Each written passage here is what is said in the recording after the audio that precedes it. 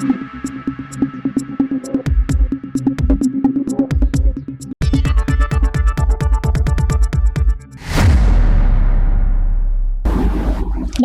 সময় বাংলা সংবাদে আপনাদের স্বাগত। আপনাদের সাথে আমি প্রীতি।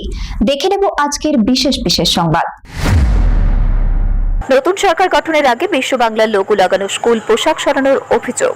প্রশাসনের অনুমতি ছাড়াই টোটো ভর্তি করে পোশাক নিয়ে যাওয়ার চেষ্টা হচ্ছিল বলে অভিযোগ তোলে বিজেপি। বৃহস্পতিবার ঘটনাকে কেন্দ্র করে ব্যাপক উত্তেজনা ছড়ায় এলাকায়। খবর পেয়ে ঘটনাস্থলে পৌঁছে কড়া ব্যবস্থা নেয় প্রশাসন।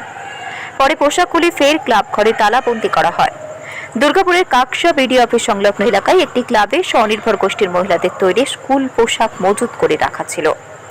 নির্বাচনী আচরণবিধি জারির পর থেকে ওই পোশাক বিতরণ বন্ধ ছিল বলেই জানা গিয়েছে। বর্ধমান সাংগঠনিক জেলা বিজেপির এসসি মোর্চা সাধারণ সম্পাদক পরিতোষ বিশ্বাস অভিযোগ করেন, আমরা বিষয়টি দেখতে পেয়ে টোটোগুলি আটকায়। নতুন সরকার গঠনের আগে কেন এই পোশাক নিয়ে যাওয়া হচ্ছিল সেই প্রশ্ন তুলি। পরে বিডিওকে বিষয়টি জানানো হয়। অভিযোগ পাওয়ার পর ঘটনাস্থলে পৌঁছন কাকসার বিডিও সৌরভ গুপ্ত। তিনি জানান, আমাদের স্পষ্ট নির্দেশ ছিল এই সময় এই ধরনের কোনো কাজ করা যাবে না। অভিযোগ পাওয়া মাত্রই ব্যবস্থা নেওয়া হয়েছে।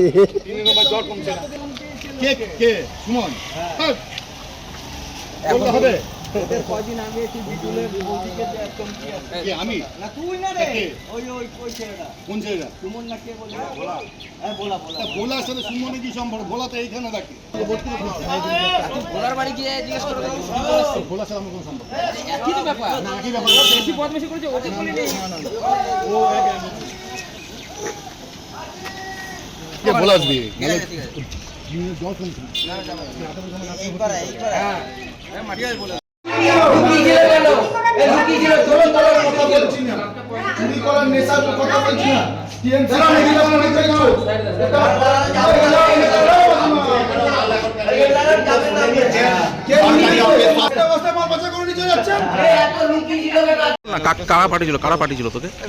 জানি না, বলছি। আচ্ছা, কোথায় নিয়ে যাচ্ছিলি বল না। আমাদেরকে বললো, হ্যাঁ আমি জানি না বলতে। কে বলেছে? কে? আমি বলতে পারছি, আমি বলছি জানি না তো। তাহলে যাচ্ছিলি কোথায়? এখন নিয়ে যাচ্ছিলি কোথায়? আমাদেরকে বললো যে দিয়ে দিবি। কোথায় দিতে বলেছিল?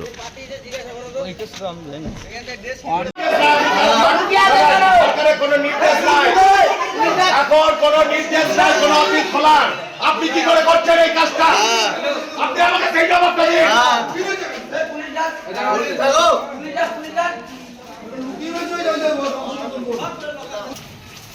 দেখেন, টিএমসির কাজ মানুষকে এখনো চুরি করার সাজা বেঁধে যায়নি। এত চুরি করেও তাদের চেঞ্জ হয়নি। সরকার চেঞ্জ হওয়ার পরও এখনো পর্যন্ত চুরি করে খাওয়ার ধান্দা করে আসছে। জমি তো মাথায় জমি ঘুরে ঘুরে জমি মাথায় নিজের জমি সবার জন্য এবার আমার আসছে টাইম। আপনাদের জমি কোথায় কোথায় ছিল সব বেরোবে এবার। চুরি করে সরকার চলে গেছে, তারপরেও চুরি করার প্রবণতা যাচ্ছে না। কিভাবে চুরি করবে সেটা দেখুন কিরকম ভাবে চুরি করে খাচ্ছে। মুখটা লুকিয়ে যাচ্ছে কেন? লুকিয়ে যাচ্ছে। লুকিয়েছিল, শুনে রাখুন। এখন খুঁজে চোরকে ধরে বার করা হয়েছে। সে বলছে আমি চুরি করি নাই। সেটা দেখুন, চোরের মায়ের গলা জোর বেশি।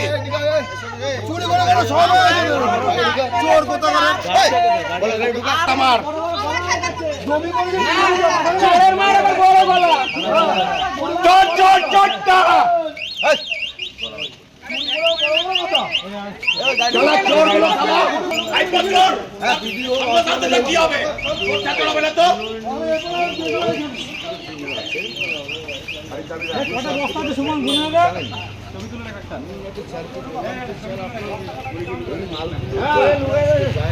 আপনি সভাপতির বলতো সবার ইতি ঠিক আছে, আপনাকে কে ইয়ে দিল এগুলো আপনাকে দেওয়ার জন্য?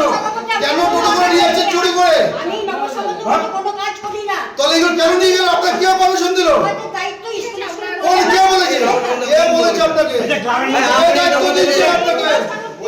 কে বলেছে? আপনি জানেন সরকার শেষ।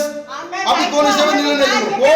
কোন হিসাবে আপনি কোন হিসাবে চুরি করতে আসছেন? চুরি করতে আসেন তো আপনি উপরে লুকিয়েছিলেন কেন? আপনি উপরে লুকিয়েছিলেন কেন? এখন সরকার এখন বদল হয়েছে, এখন এই যে ড্রেসগুলো বাচ্চার স্কুলের ড্রেসগুলো এখান থেকে ট্রান্সফার হয়ে যাচ্ছে, ঠিক আছে? কোথায় যাচ্ছে আমরা বুঝতেও পারছি না। যে ড্রাইভার আছে, টোটো ড্রাইভার, সেও বলতে চাইছে না যে কোথায় যাচ্ছে, কে নিয়ে যাচ্ছে, কোথায় যাচ্ছে।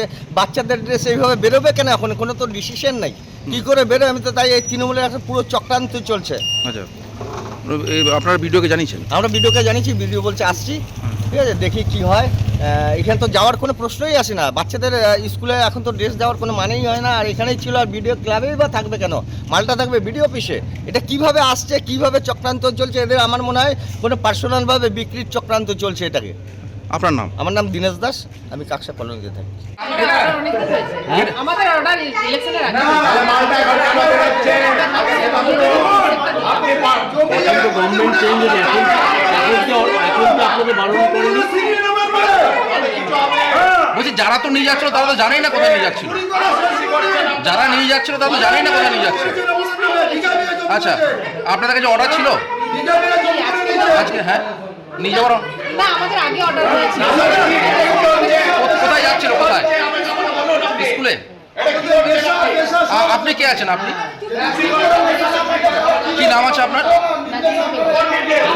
এর সঙ্গে তৃণমূল কংগ্রেস কর্মীদের কোনো যোগ নেই, কারণ যেখান থেকে পোশাকগুলো বেরোচ্ছিল সেটা হচ্ছে একটা সিপিএমের পরিচালিত ক্লাব। নিশ্চয়ই তাদের সঙ্গে তৃণমূল কংগ্রেসের কোনো সম্পর্ক থাকতে পারে না।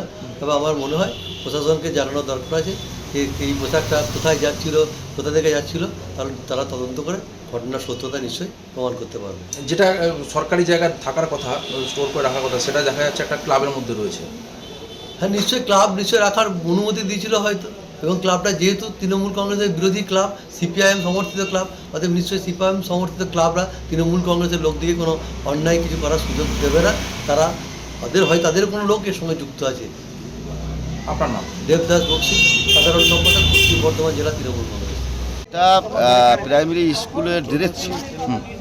তো মূলত আমাদের কাকসা ব্লকে যে ড্রেসগুলো যেখানে বানানো হয়, তৈরি করা হয়, আপনারা সকলেই জানেন এসএসজি যে আপনাদের বিল্ডিং আছে এখানে।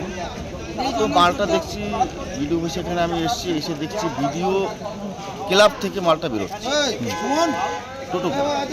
তখন আমার সন্দেহ হয় যে এটা এখানে তো বেরোনোর কথা নয়। তখন আমি ড্রাইভারকে বললাম যে মালটা কোথায় যাবে?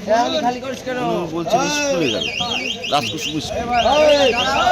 যাওয়ার ফলে আমি বিডিও সাহেবকে জানাই।